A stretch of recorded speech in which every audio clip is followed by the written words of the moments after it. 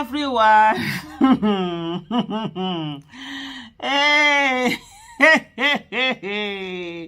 This one, I don't know whether may I laugh or may I cry or may I just sit down and they look. I don't even know.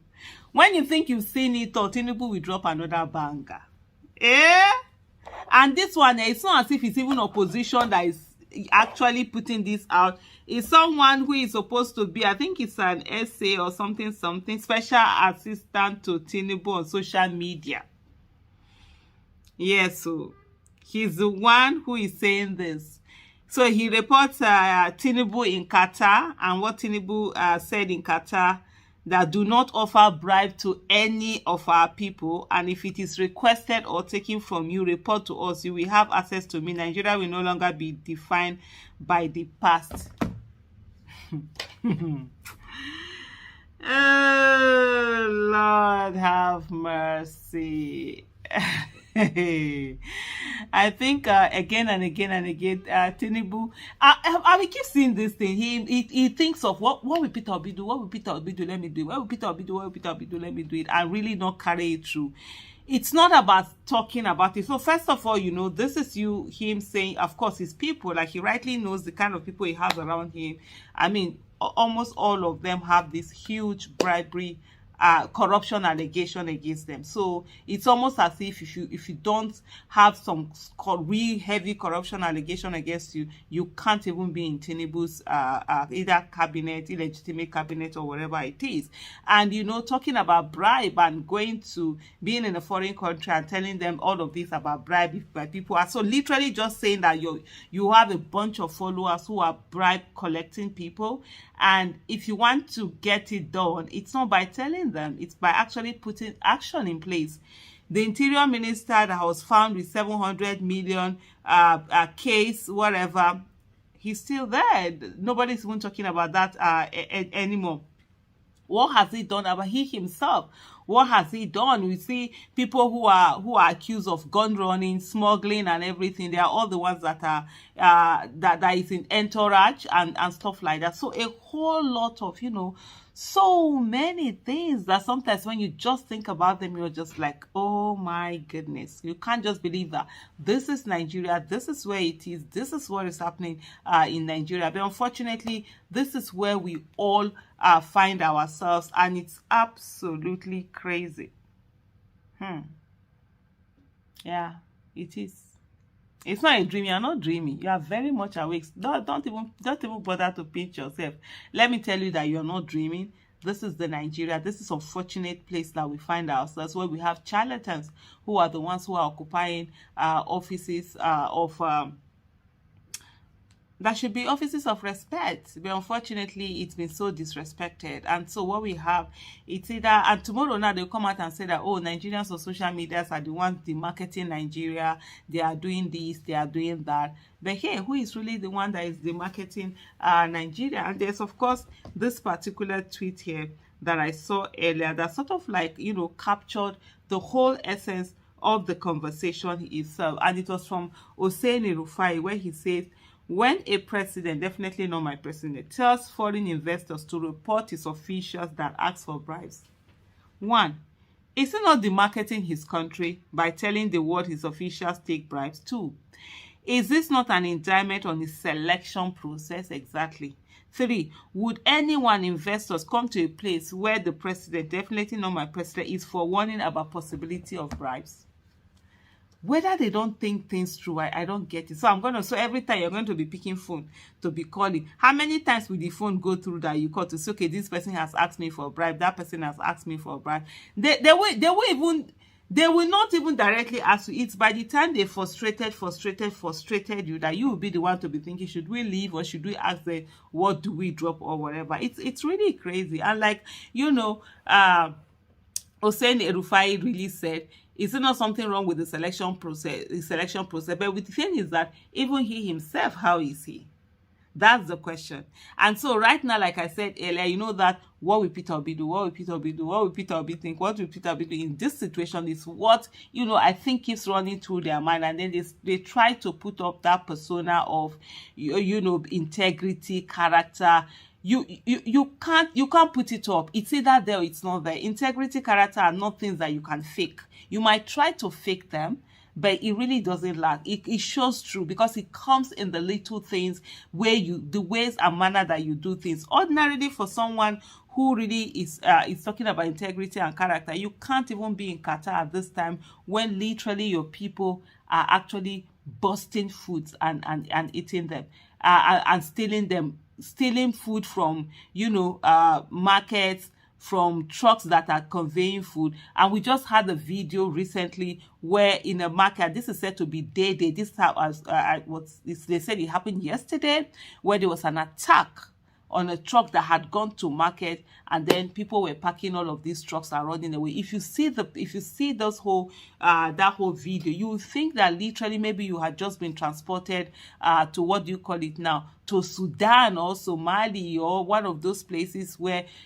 there's war ongoing. But hey, unfortunately, that's not it. This is Nigeria that we have today with all of these things happening. If he was someone that had integrity and character, not somebody trying to mimic someone with integrity and character, I think the last thing that Tinubu will be doing will be leaving the country. Talk less of having to beg and beg and beg people that you're going to come to their country. Even when they say to you they have better things to do with their time and they don't have time for frivolous visits. So this integrity is not something that you just get just like that. But anyway, I'll leave you with the video for you to see the unfortunate video of people actually looting this people's goods. And the question that I will also leave you as you watch this video is that when they are done looting the trucks, where next will they go to? Let me give you an answer. They will start with the warehouses and shops. When they are done with the warehouses and shops, where next will they go to? They will go to estate and houses. When they finish with estate and houses, where next will they go to? These are critical and serious questions that every one of us, we need to ask ourselves. Bye bye for now, but just watch the video.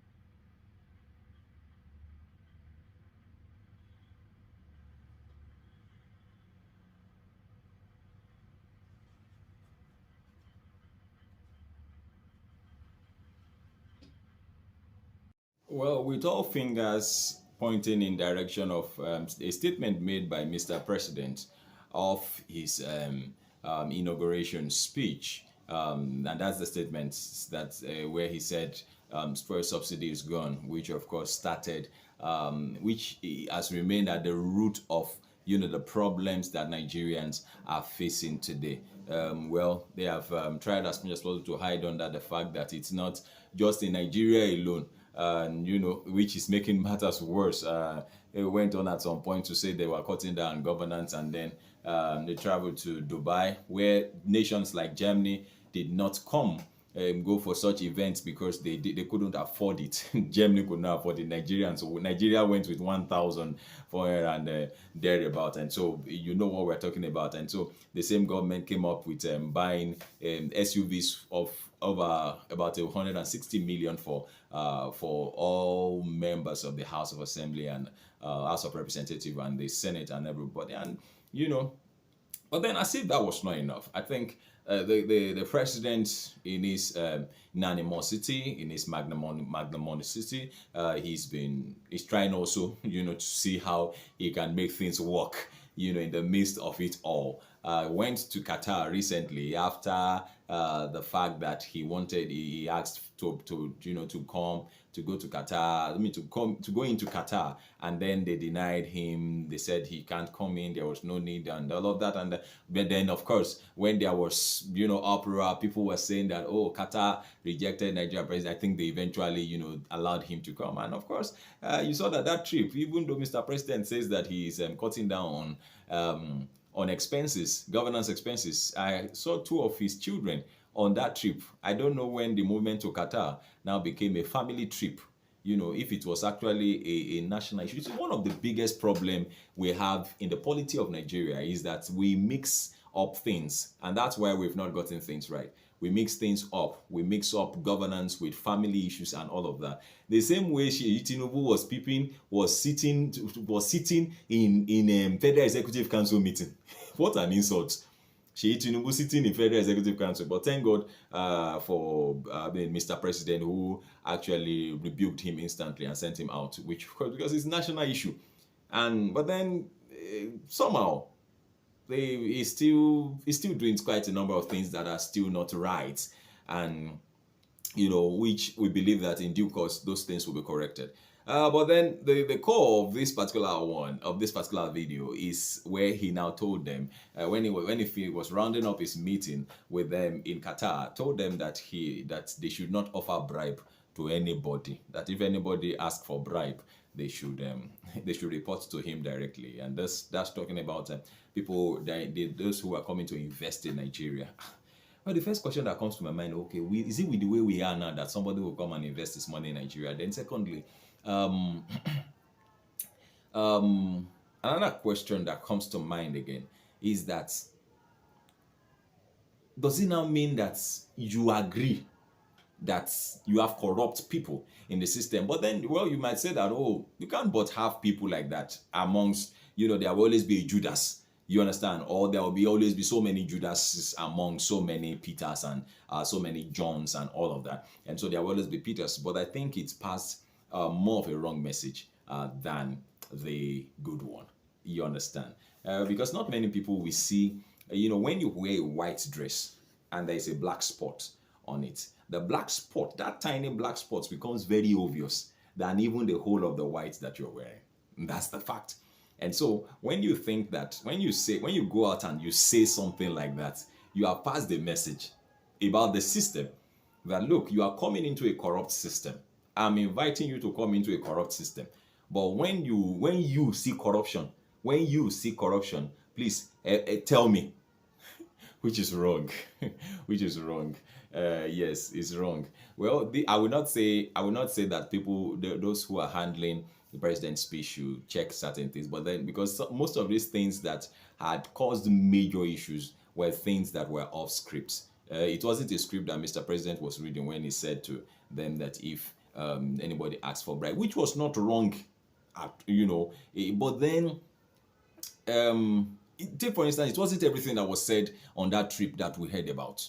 And that's the truth. It wasn't everything that was said on that trip that we heard about. So I think certain things are not supposed to be said in certain places and certain quarters. Take, for instance, the issue of subsidy is gone. It's a major problem for us in Nigeria today. The big question is, between you and me, are we still not paying subsidy? Are we still not paying subsidy? Well, I think the president should do well to speak less, talk less, and act more. I think that's better. Speak less and act more. And so instead of telling Qatar people that if anybody asks for bribe, you should tell me or report that person to me, I think it's better that you are dealing with the corruption at home. Not that's like washing your your dirty linen outside. That's it. That's what Mr. President just did. That's what, anyway, but please feel free to drop your comment, make them simple and civil. Let us know what your opinions are on this particular one that Mr. President did in Qatar. Thank you very much for watching. This is still Serious Matters here at Tonif TV. Don't forget to share our videos with others. Drop your comment, make them simple and civil. Thank you.